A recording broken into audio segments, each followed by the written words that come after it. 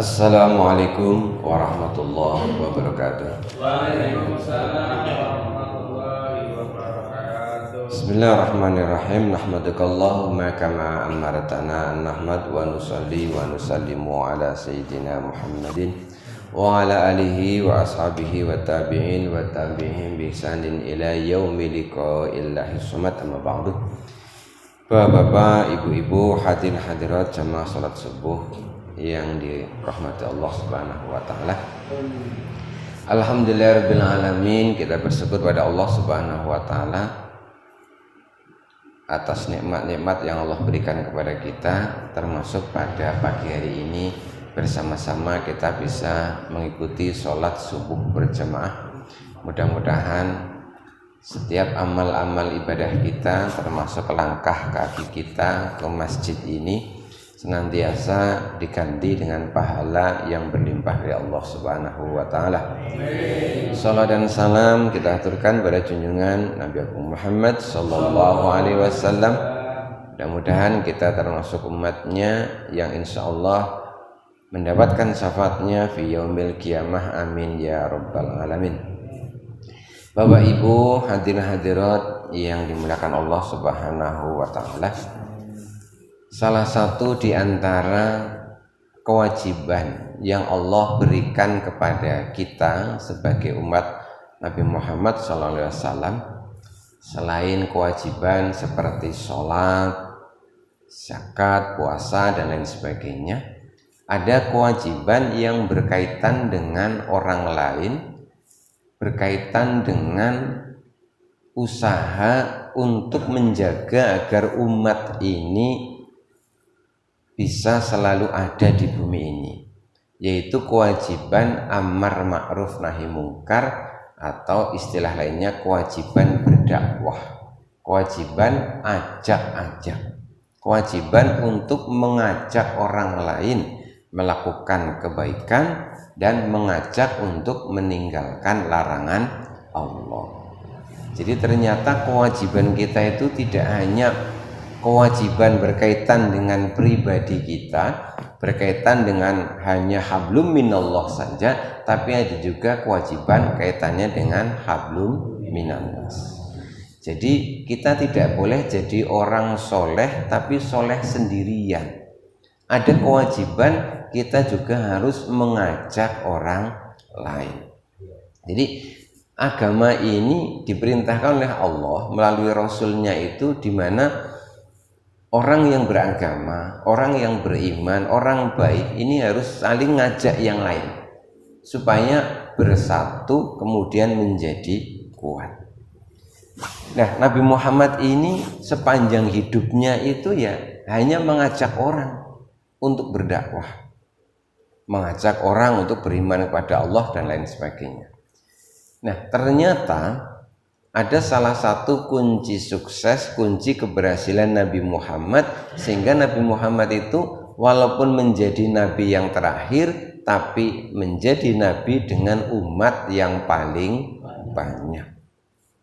Nah, apa itu kunci kesabarannya Rasulullah? Di antaranya bahwa Rasul itu dalam berdakwah itu sabar dan sangat lemah lembut. Jadi Rasul ini tidak kasar. Dalam sejarah, kalau kita membaca itu banyak terjadi bencana-bencana di bumi ini. Misalkan satu di antaranya banjir bandang pada zaman Nabi Nuh alaihissalam. Ternyata banjir bandang itu kalau kita baca sejarah, ternyata yang minta kepada Allah itu siapa? Ternyata nabinya sendiri. Jadi saking tidak sabarnya Nabi Nuh alaihissalam menghadapi umatnya yang bandel-bandel, akhirnya Nabi Nuh ini berdoa kepada Allah, ya Allah, saya sudah berusaha maksimal tapi umatku tetap seperti itu, maka ya Allah berilah azabmu kepada mereka. Akhirnya turunlah bencana banjir itu. Tapi Nabi Muhammad SAW itu dalam berdakwah, dalam mengajak umatnya itu diperlakukan seperti apapun, Rasul tidak pernah minta kepada Allah yang buruk-buruk.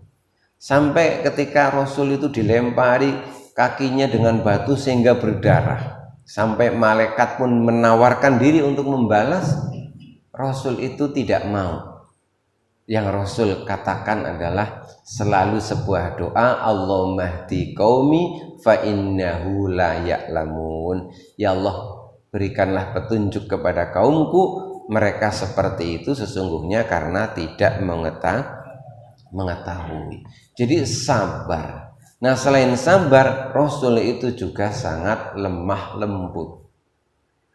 Jadi Rasul itu kalau ngadepi orang-orang kafir, bertemu dengan orang yang tidak beriman. Kalau kita kan kadang-kadang kalau ketemu orang beda dengan kita itu rasanya sudah tidak nyaman ya.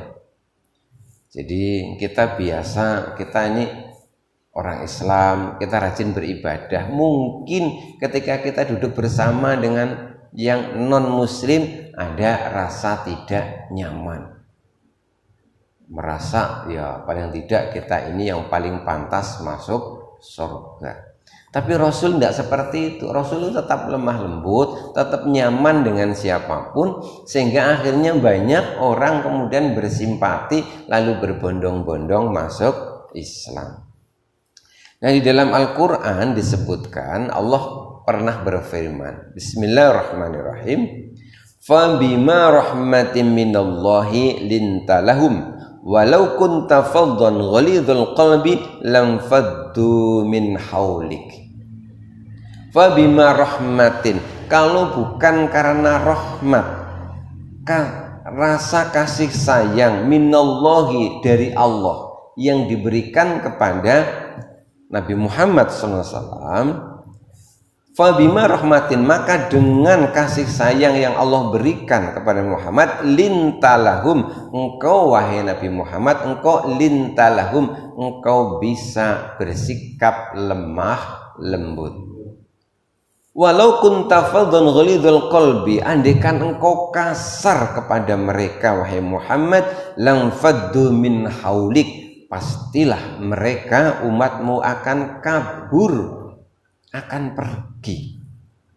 Fa'fu anhum wastaghfir lahum, maka wahai Muhammad maafkanlah mereka, wastaghfir lahum, dan mintakanlah ampunan untuk mereka. Wasawirhum fil amri, dan bermusyawarahlah dengan mereka dalam berbagai urusan. Fa idza azamta, maka apabila engkau telah memiliki sebuah tekad yang kuat, fatawakkal, maka bertawakallah alallahi, kepada Allah. Innallaha yuhibbul mutawakkilin, sesungguhnya Allah itu mencintai orang-orang yang berserah diri atau tawakal kepada Allah. Jadi kunci suksesnya Rasulullah SAW itu dalam membina umatnya diantaranya adalah rasa kasih sayang yang Allah berikan kepada diri Nabi Muhammad, sehingga Nabi Muhammad ini bisa tetap lemah lembut ngadepi umatnya.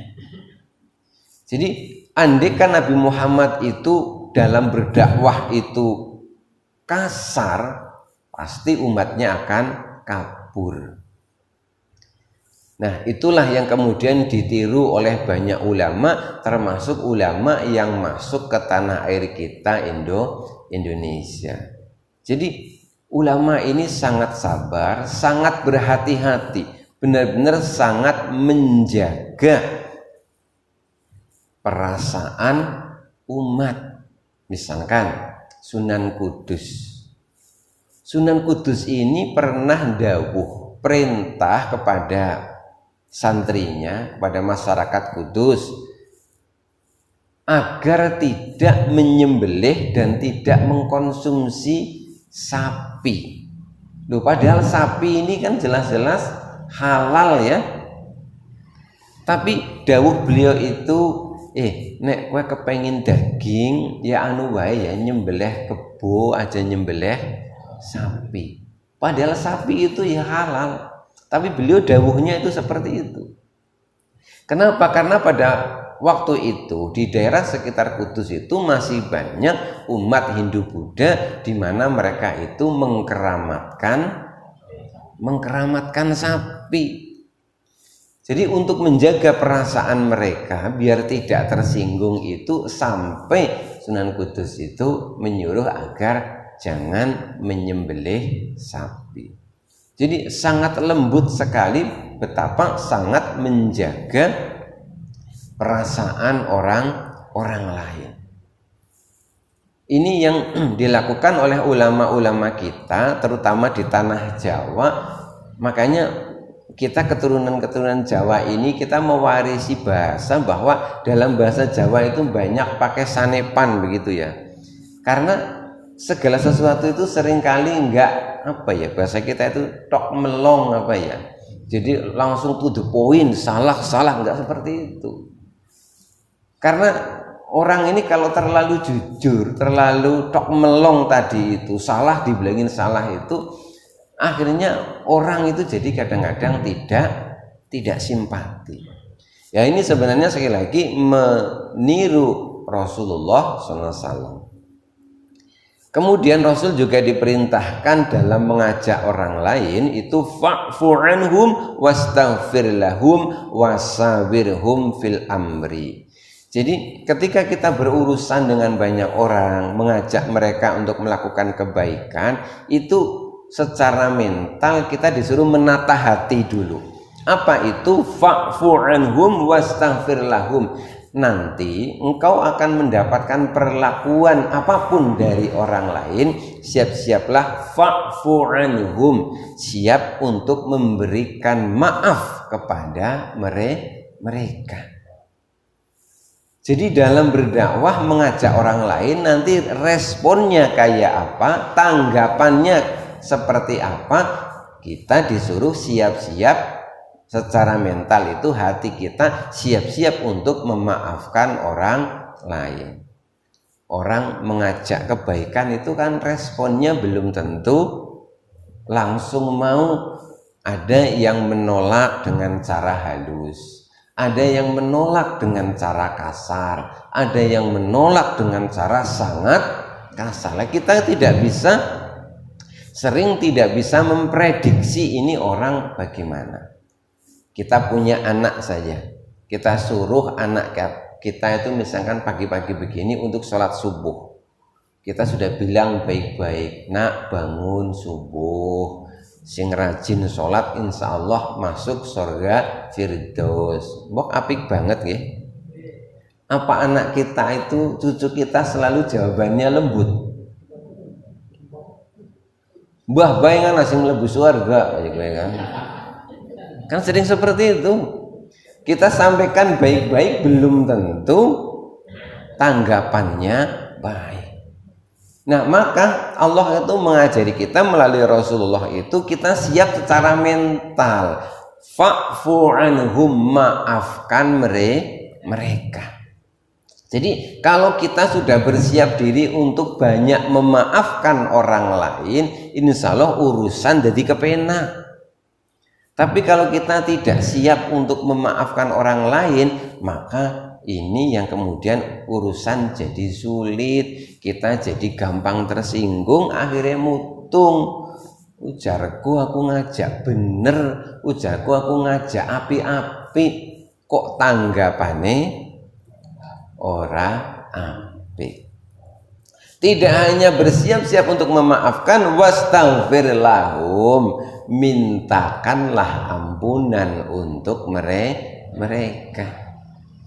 Jadi kita itu disuruh mendoakan, bahkan tidak hanya mendoakan orang yang baik, tetapi juga disuruh mendoakan orang yang belum baik.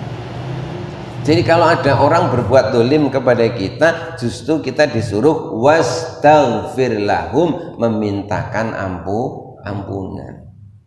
Ini memang kelas standarnya standar tinggi. Aslinya kalau kita didolimi sama orang, itu kan level terbawah, level 1 adalah silahkan Anda halal membalas. Nun sewu, kalau bapak ibu ditempeleng itu bales boleh enggak? Boleh. Kalau kita dimaki-maki orang bales boleh enggak? Boleh. Tapi harus tahu syarat dan ketentuannya. Nek jenengan ditempeling pipi kanan, balesnya kudu nang pipi kanan. Terus seru-serune kudu pada. Panggonane pada, seru-serune ya kudu pada. Engko angger kelewian berarti gantian jenengan yang berbuat dolim. Kalau kita dihina orang, dimaki orang, bales boleh enggak? Boleh. Sing penting kalimatnya pada, intonasinya ya kudu pada. Wong anggere balese kalimatnya kakean berarti gantian kita yang berbuat dolim. Kira-kira gampang apa gampang yang kudu pada ya? Susah ya. Nah, biasanya balesnya gue lebih akeh. Itu kalau ada orang terdolimi dia bales itu halal, tetapi itu levelnya itu level bawah, level orang biasa. Nah, level yang tinggi yang bagus itu bagaimana? Maafkan mereka, mintakan ampunan mereka kepada Allah Subhanahu wa ta'ala. Jadi saat ini itu dunia ini rame urusan ribet itu kan karena semua orang itu pada nuntut ya. Didolimi apa? Nuntut itu. Akhirnya kasihan ya, polisi, hakim ini bingung saking banyaknya orang yang dikit-dikit pada menuntut. Ya karena mereka tidak tahu ilmunya. Jadi kita ingat-ingat kalau kita didolimi orang mau bales boleh, tapi balesnya harus sama. Lah kalau kira-kira bapak ibu ini bales nggak bisa sama, khawatir kebablasan, berarti balesnya ya harus di bawahnya. Ben aja balik gantian dolim sih. Misalkan, naudzubillah ya, kan ada perkataan kasar, asu, celeng gitu ya. Nah kalau kita bales ndure asu, wah berarti iya, jadi kudu bales nek ngomong asu, cacing ya juga berarti ngisore sih. Jadi nek nganti ora pada kebablasan gantian kita yang berbuat dolim. Nah agama ini melalui Rasulullah mengajarkan adalah fa'fu anhum wastaghfir lahum. Lah ini strategi dalam berdakwah yang dicontohkan Rasul, maafkan, mintakan ampunan untuk mereka. Nah kemudian wasawirhum fil amri, sering-seringlah ajak mereka ngobrol, ajak mereka rembugan. Sebab orang-orang yang menolak itu seringkali karena tidak tahu. Kebiasaan kita kan sering begitu, urung ngerti wis menolak, bareng ngerti jebulane apik ya. Contoh, biyen zamane terjadi awal-awal konversi dari minyak tanah ke gas LPG. Nah, itu kan minyak tanah itu langka, menghilang sama pemerintah itu tidak dikeluarkan. Orang pada protes, wah nganggo LPG pada jeblok, nang ngendi-ngendi demo kan. Tapi suwe siki kabeh nganggo, jenengan tesi purun nganggo kompor minyak tanah. Kula terus terang moh kotor, mambu, masya Allah. Jadi karakter manusia itu seringkali durung wis menolak, itulah wataknya menungsa. Lah Kanjeng Nabi ya wis ngerti menungsa wataknya kados niku. Lah solusinya apa? Mulane sabar, maafkan, jaluk ke ngapura, wasawirhum, sering-sering dijak ngobrol, dijak musyawarah. Engko anggere ngerti suwe-suwe akhirnya gelem manut. Nah seringnya kita itu apa? Melu-melu, ora sabar, orang ngapurani, ya orang gelem ngajak ngobrol. Akhirnya ya urusan jadi tambah ruwet. Fa idza azamta, Pesan Allah kepada Rasulullah juga untuk kita, fa idza azamta, kalau engkau punya azam, punya tekad, punya kemauan untuk melakukan kebaikan, fatawakkal 'alallah, maka bertawakallah, berserah dirilah kepada Allah Subhanahu wa taala. Azam itu begini. Azam itu sebuah keinginan melakukan kebaikan yang sudah diikuti dengan ikhtiar atau usaha.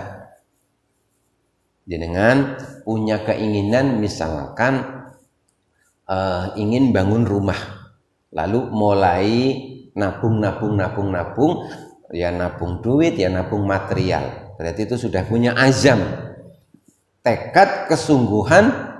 Nah, kalau sudah seperti itu bagaimana? Fatawakkal 'alallah. Jadi ikhtiar sudah dilakoni, ya setelah itu tinggal bertawakal kepada Allah. Cara wong mancing, ya pancingnya dikasih umpan, cemplungke nang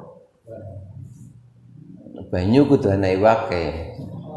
Cemplungna ilmu tawakal tunggoni. Lah kamu kepengin iwak, orang gawa pancing kur meneng nang ngarep kolam, ngenteni anak iwak melumpat. Niku bukan itu yang dimaksudkan. Nah, ketika engkau punya azam, terutama berkaitan dengan umat, berkaitan dengan dakwah, ngajak orang untuk melakukan kebaikan, jangan lupa bertawakal kepada Allah. Artinya apa? Jangan lupa bahwa segala urusan kita itu berhasil tidaknya itu harus selalu menyertakan Allah Subhanahu wa taala. Supaya apa? Supaya kalau kita berhasil kita juga tidak sombong, kalau belum berhasil tidak berputus asa.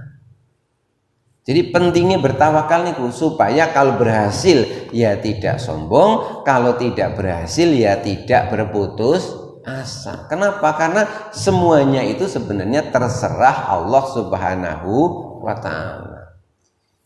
Jadi serahkan urusan kepada Allah. Kita sudah ajak orang ngaji, ajak orang melakukan ibadah, sholat dan sebagainya. Setelah kita ngajak mereka, ya ampun pasrahke kalau Gusti Allah. Kok esuk melu jamaah, alhamdulillah. Kok esuk jaluk diajari sholat, alhamdulillah. Kok belum mau? Ya tidak apa-apa, terserah Gusti Allah. Tugas kita itu hanya ngajak-ngajak. Berhasil tidak berhasil itu urusan Allah. Nah, kadang-kadang manusia itu lupa bahwa penentunya itu Allah. Kita itu hanya disuruh ikhtiar. Akhirnya kadang-kadang itu mutung. Ujarku aku wis kesel. Ujarku kabeh wis tek lakoni kok kaya iki bae ya tanggapannya. Nah, mutung itu dalam agama itu dilarang. Innallaha yuhibbul mutawakkilin. Sesungguhnya Allah mencintai orang-orang yang tawakal, yang berserah diri kepada Allah Subhanahu wa taala. Jadi sekali lagi ini dicontohkan oleh Rasulullah SAW bahwa dalam kita mengajak orang lain, dalam kita beramar ma'ruf nahi mungkar, jangan lupa harus pakai sifat lemah lembut. Agar bisa memiliki lemah lembut itu bagaimana? Kita harus siap di dalam hati kita, siap memaafkan orang lain, siap memintakan ampunan kepada Allah Subhanahu wa taala, siap bermusyawarah dengan orang lain. Kalau kita kasar, tidak bisa lemah lembut, nanti khawatir orang-orang ini pada lari. Nah, Rasul pun dalam sebuah hadis pernah mengingatkan kepada kita, yassiru wala tu'assiru. Mudahkanlah wala tu'assiru, jangan engkau mempersulit. Jadi di antara ciri orang-orang yang lembut itu apa-apa itu seneng gampang, digawe gampang, tidak digawe sulit-sulitnya. Jadi ketika ada orang sudah dibukakan hatinya oleh Allah, kepengen ibadah itu jangan dipersulit. Misalkan ada orang datang ke Bapak Ibu, saya kepengen sholat, tetapi saya belum bisa doanya sama sekali. Jenengan jangan mempersulit.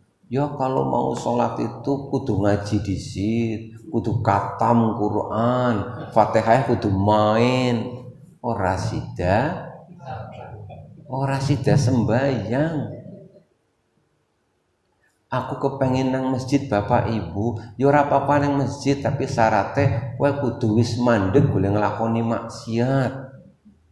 Ya kabur orang itu, agama tidak mempersulit seperti itu. Langsung sambut mereka, ayo, urung bisa ora apa-apa lah, soalnya melu-melu bae angger jamaah niku tenang bae ditanggung karo imam. Sing penting ngadeg nang burine mengko apa bae imame tiru kabeh.